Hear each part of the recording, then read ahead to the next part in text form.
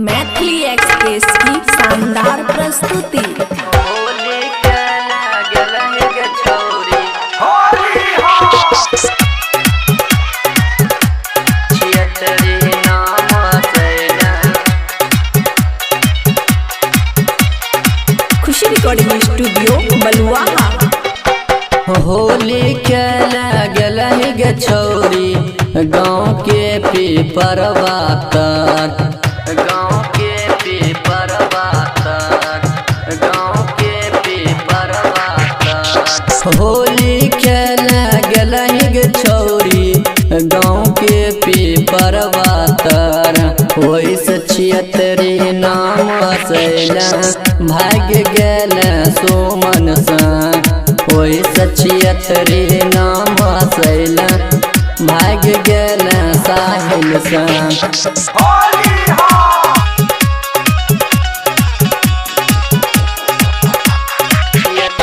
DJ Sumit Satish Ranjan, Sumit Satish Ranjan,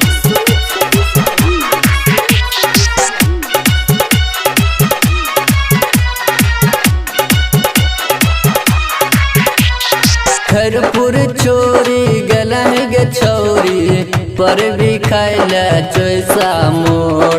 Kharpur चोरी गला गे छौरी, होली खाइला चोइसा मोर। वही से छियतरी नाम हसैला, भाग गेल फूलो सन।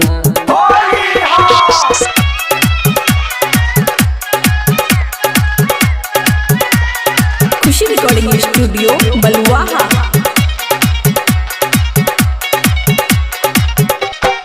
कदबा के छौरा कहो छोरी, रंग लगैबै सुबह शाम।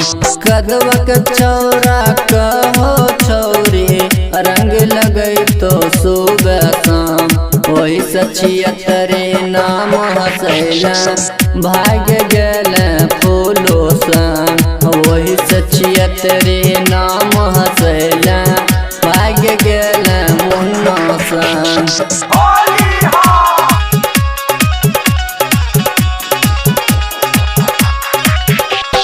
डीजे सुमित सतीश रंजन, सुमित सतीश रंजन, सुमित सतीश रंजन। खुशी रिकॉर्डिंग स्टूडियो बलुआहा।